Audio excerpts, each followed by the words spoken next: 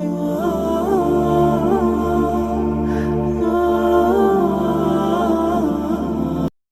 معزز سامعین حضرات، آج جامع سراج العلوم میں برادر مکرم جناب قاری خلیل احمد سراج صاحب کے بیٹے، جن کا بہت پیارا نام محمد ابو بکر سراج، جن کا ختم قرآن اور تکمیل ختم قرآن میں آمین کے ساتھ یہاں پر ان کے استاد مکرم بھی تشریف فرما ہیں، مدرسین اور قراء اور حفاظ بھی موجود ہیں۔ ابھی ان کی ہم نے تلاوت بھی سماعت کرنی ہے،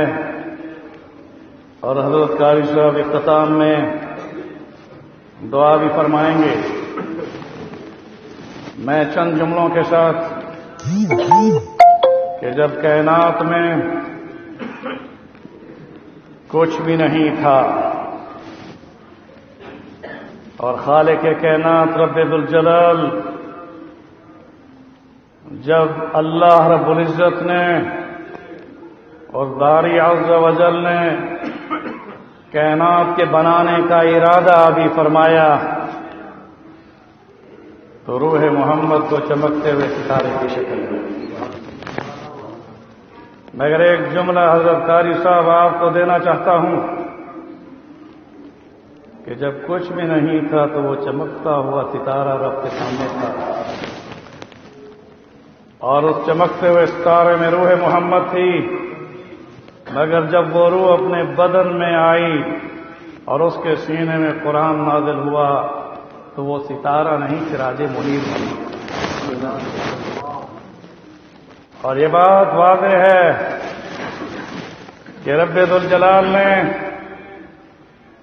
فَإِنَّكَ بِأَعْيُنِنَا، اے میرے حبیب کچھ بھی نہیں تھا تو میری نظروں میں، فَإِنَّكَ بِأَعْيُنِنَا تو میری نظروں میں تھا۔ ابھی جبریل کو بھی نہیں بنایا تو میری نظروں میں تھا،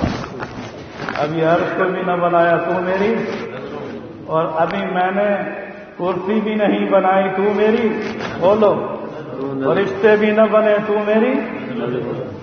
اور اس کے بعد میں کوئی ارتقاء کائنات کا فلسفہ بیان نہیں کرنا چاہتا، وہ ایک لمبا موضوع ہے، ایک نقطہ دینا چاہتا ہوں کہ ایک وہ روح چمکتے ہوئے ستارے کی شکل میں تھی،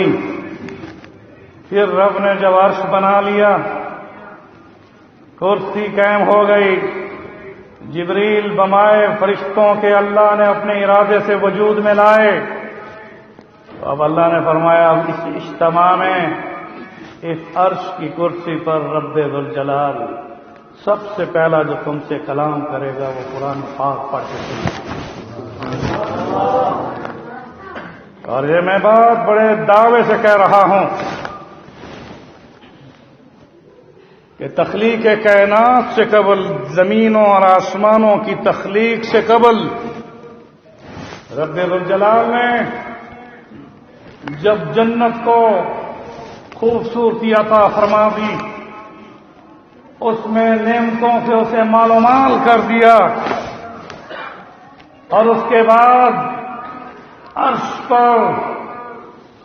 اللہ کا ایک نظام، وہ رب العرش العظیم، وہ ایک اتنا بڑا عرش قائم ہوا